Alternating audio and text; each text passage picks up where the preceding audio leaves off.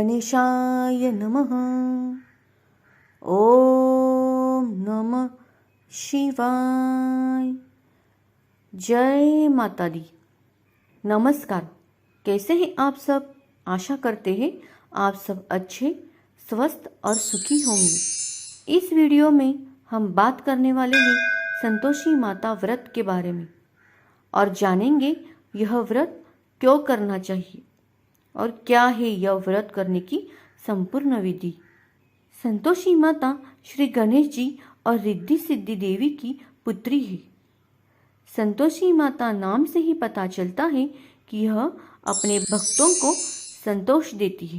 विधि विधान से माता की भक्ति, पूजा, अर्चना और व्रत करेंगे तो माता प्रसन्न हो जाती है और अपने भक्तों के दुख परेशानियों को हर लेती है तथा सुख, शांति, समृद्धि और संतोष प्रदान करती है।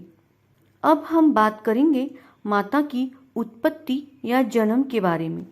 कहा जाता है कि एक बार रक्षाबंधन के त्योहार पर भगवान श्री गणेश जी अपनी बहन के साथ यह त्योहार मना रहे थे।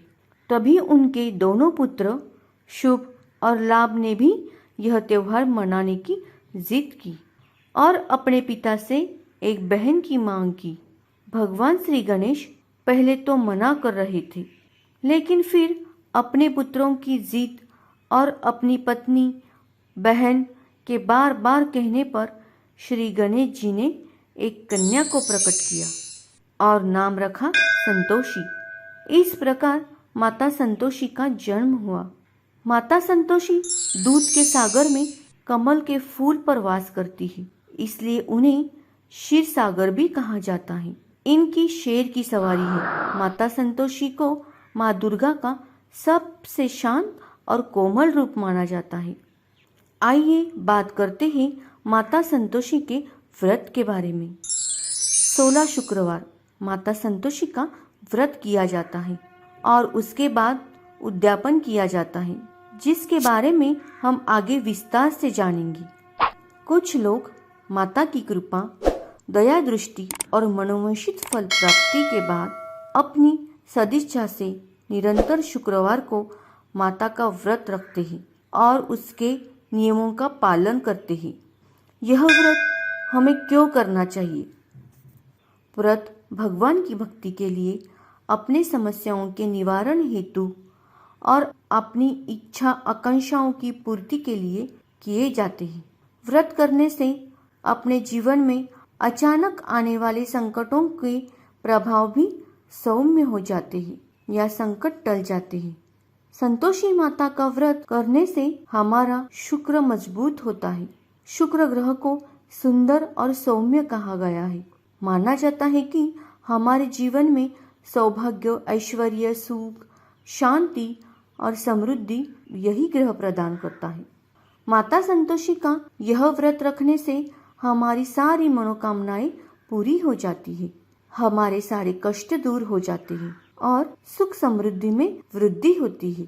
अविवाहित लड़कियों को यह व्रत करने से मनचाहा वर मिलता है। कोर्ट कचहरी के प्रलंबित मामले जल्द सुलझने में मदद होती है। यह व्रत करने से सारी बीमारियां दूर होने में मदद मिलती है। निसंतान स्त्रियों को संतान प्राप्ति का सौभाग्य प्राप्त होता है। घर की दरिद्रता दूर होती है और धन में वृद्धि होती है। बेरोजगार लोगों को रोजगार के अच्छे अवसर मिलते हैं। संक्षिप्त में यह 16 शुक्रवार का संतोषी माता का व्रत करने से हमें माता की असीम कृपा प्राप्त होती है और सभी प्रकार की इच्छा और मनोकामनाएं पूरी होने में माता का आशीर्वाद प्राप्त होता है। अब बात करते हैं कि यह व्रत कब और कैसे रखना चाहिए और कैसे सफलतापूर्वक पूरा करना चाहिए। संतोषी माता का यह व्रत 16 शुक्रवार तक रखना चाहिए और फिर 17वें शुक्रवार को उद्यापन करना चाहिए। व्रत की शुरुआत शुक्ल पक्ष के पहले शुक्रवार यानी कि अमावस्या के बाद आने वाले पहले शुक्रवार से करनी चाहिए। इसका कारण यह है कि अमावस्या के बाद जैसे चंद्रमा बढ़ता जाता है वैसे ही व्रत का असर बढ़ते जाता है। इस व्रत को संकल्प लेके यानी हाथ में चावल लेकर माता के सामने अपनी इच्छा बोलकर और 16 शुक्रवार तक यह व्रत करने का दृढ़ संकल्प लेके रखा जाता है। वैसे तो 16 शुक्रवार व्रत का विधान है, लेकिन ऐसा माना जाता है कि 3 माह में ही हमें मनोवांछित फल या इच्छा पूर्ति का अनुभव होने लगता है। वैसे तो यह व्रत सदैव माता की कृपा और दया दृष्टि पाने के लिए खुले भी रखे जाते हैं। पूजा सामग्री: संतोषी माता का फोटो, संतोषी माता कथा की किताब, लकड़ी की चौकी और उस पर बिछाने के लिए एक नया कपड़ा, कलश के लिए तांबे का लोटा, नारियल, 7 नागिन के पत्ते और मुट्ठी भर चावल, पीले या लाल फूल और माला, प्रसाद के लिए गुड़ और चना, आरती के लिए धूप, दीप, कपूर और हल्दी कुमकुम। यह सभी वस्तुएं किसी भी पूजा भंडार में आसानी से उपलब्ध है। व्रत पूजा स्थापना विधि: शुक्ल पक्ष के पहले शुक्रवार को प्रातः काल में स्नान कर लाल, पीले या गुलाबी वस्त्र धारण करके व्रत पूजा स्थापना के लिए तैयार हो। पूजा स्थापना: घर में मौजूदा पूजा स्थान के पास लकड़ी की चौकी रख उस पे लाल कपड़े पर माता का फोटो स्थापन करें। चावल को हल्दी से पीला करें और गोलाई कर उस पे पानी से भरें। तांबे के लोटे में नागिन के पत्ते और उस पर नारियल रखकर कलश की स्थापना करें। माता के फोटो को फूल माला चढ़ाएं, हल्दी कुमकुम से तिलक करें, धूप अगरबत्ती दीप प्रज्वलित करें और गुड़ चने का प्रसाद रखें। माता को नमन करके आरती करें और संतोषी माता की कथा का पठन करें। कथा समाप्ति के बाद घर में सबको गुड़ चने का प्रसाद दे। व्रत के लिए पूरा दिन उपवास रखना है और शाम को फिर से माता की आरती और कथा पठन के बाद व्रत खोले। व्रत खोलने के लिए भोजन में सिर्फ खीर और पूरी खाए। यह व्रत की विधि 16 शुक्रवार पूरे भक्ति भाव से दोहराए और बाकी दिन केवल माता की पूजा अर्चना करें। इस व्रत में सबसे जरूरी और कठिन नियम यह है कि इस व्रत में शुक्रवार को खट्टा खाना सख्त वर्जित है, जिसका पालन आपके साथ परिवार के सभी सदस्यों को भी करना पड़ता है। संतोषी माता को खट्टा बिल्कुल पसंद नहीं है और खट्टा खाने से संतोषी माता रुष्ट हो जाती है।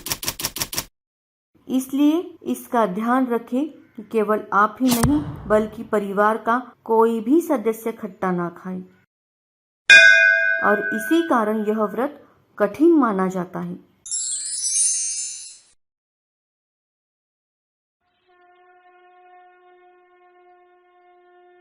सोलह शुक्रवार के व्रत समाप्ति के बाद 17वें शुक्रवार को इस व्रत का उद्यापन करना होता है। उद्यापन विधि: उद्यापन के दिन हर शुक्रवार की तरह प्रातः काल माता की पूजा अर्चना कथा पठन करें और व्रत रखें। दोपहर के खाने के लिए 8 बालकों को आमंत्रित करें। भोजन में चने की सब्जी, पूरी और खीर बनाएं। भोजन तैयार होने के बाद आमंत्रित बालकों को बुलाएं और सबके साथ मिलकर माता की आरती करें। चने गुड़ का प्रसाद रखें और बालकों को भी यह प्रसाद दें। इसके बाद आमंत्रित बालकों की भी पूजा करें, उन्हें नमन करें और उन्हें भोजन कराएं। भोजन के बाद परिस्थिति अनुसार बालकों को भेंट वस्तु दें। ध्यान रहे, भेंट वस्तु के रूप में या बदले में बालकों को पैसे न दें, क्योंकि उन पैसों से वह बालक खट्टी चीजें खरीद कर खा सकते हैं, जिससे माँ संतोषी रुष्ट हो जाएगी। अगर आपकी परिस्थिति हो तो आप 2.5 किलो काजू भी लेकर उन 8 बालकों को प्रसाद या भेंट के रूप में बांट सकते हैं। बालकों के भोजन के बाद आप भी व्रत खोलें और भोजन ग्रहण करें और इस तरह उद्यापन समाप्ति के साथ ही आपका यह व्रत पूरा होता है। माता संतोषी को नमन करें और प्रार्थना करें कि माता सदैव अपनी दया दृष्टि और आशीर्वाद आप हम पर बनाए रखें। संतोषी माता की पुरातन व्रत कथा और आरती जानने के लिए हमारा वीडियो संतोषी माता की व्रत कथा और आरती जरूर देखें। इससे आपको संतोषी माता का व्रत करने में सुविधा होगी। ऐसे ही रोचक और धार्मिक विषयों पर जानकारी पाने के लिए देखते रहे आपका अपना पूजा अर्चना चैनल। जय माता दी।